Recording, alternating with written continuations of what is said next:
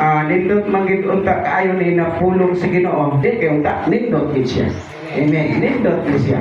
Gani kung imo mapansin sa unang pulong, gisgutan dito, amahan ko pasayloan sila kay wala sila may balo sila gibuhat.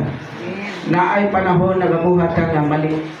Amen. Pero ang gingon sa Ginoo, pasaylua sila. Dapat humanda pasaylua sa Ginoo ka maubutang mo pasaylo ngadto sa atong sikataw. Amen. Isip mga anak sa Ginoo. Kay kung di ta ka mo pasaylo, ingon sa Biblia, kung dili ka mo pasaylo sa kasala kayo di sa yuta, dili sa kung pasayloon si Kuman sa langit. Amen. Amen. Kanang pulong nagaingon, karon dayon mauman ka kanako sa paraiso. Sa diha nga ikaw mo alagad sa Ginoo, sa diha ikaw mapasaylo, ikaw makaadto sa langit nga mao ang paraiso. Kay sa balay sa akong amahan daghang lawa, mo adto ako pag-andam og dapit alang kaninyo. Kung kini dili ta tinuod, dili ko ta mosultihan nila. Kung ako makaandam ng dapit alang kaninyo, mobalik ako kuhaon ko kamo aron bisan asa ko ato sa kamo. Promise na si Ginoo. Amen. Amen. Ikatulo, niingon dito, babae, tanawa ang imong anak.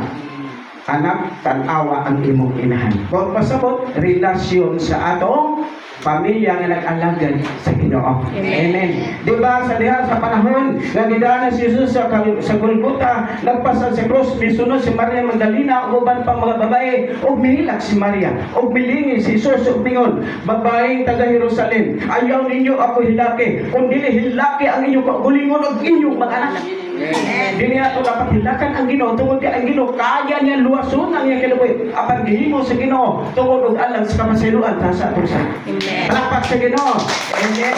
Dapat ka maayo gyud sa pulong sa Ginoo sa matag usa ka nato. Ang ikapat sa tigingan.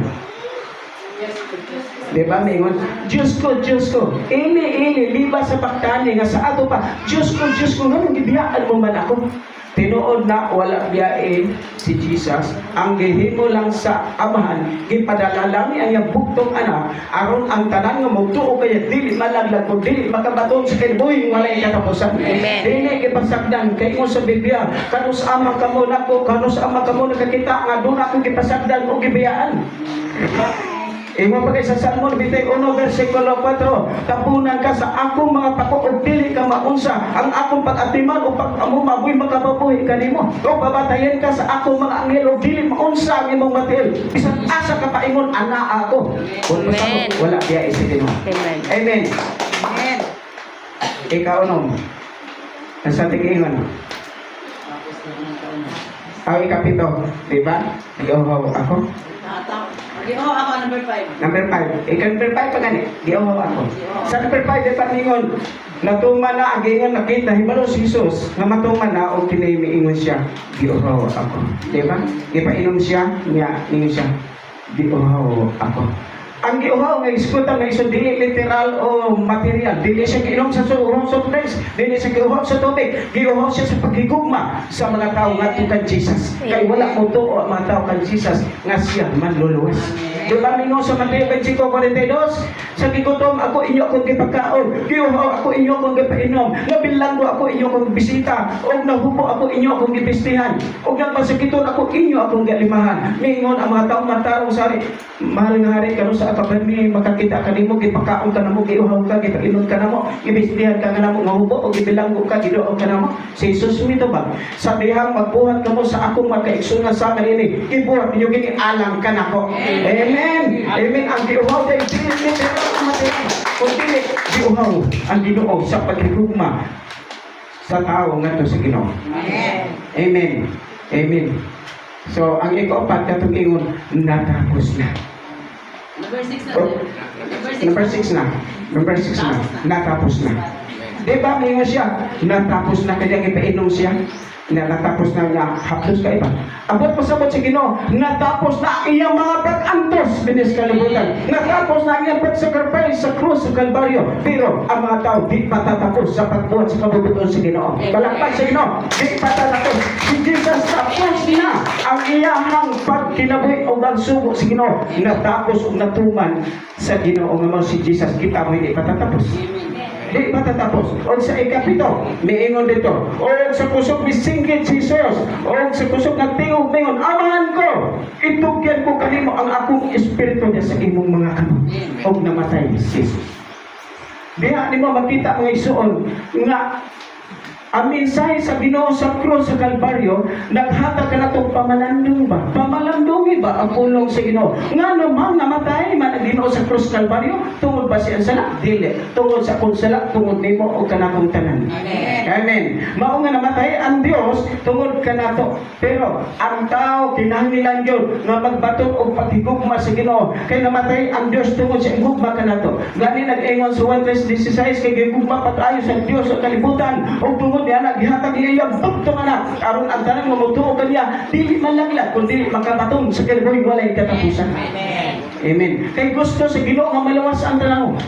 Gusto sa Ginoo ang tanang tao maluwas sumala sa unang Timoteo 2:4. Gusto sa Ginoo maluwas ang tanang tao pakibalo sa kamatuoran. Pero pangutana, gusto ba may balo ang tao sa kamatuoran? Dili mo to. Amen. Karon nga panahon, mao ang pagpamalandong nato sa inyo sa Ginoo. Ang Ginoo usa lang namatay pero nagsilibra ra ta tungod og naatas paghandom sa kamatayon sa atong manluluwas nga mao si Jesus. Gibuhis niya ang dugo nga balaan tungod og alang kanang kapulisan.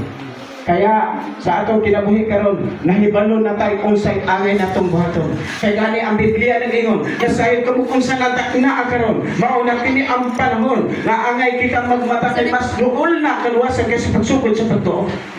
Kaya nasayod na mata kung saan ang panahon na karon. Amen.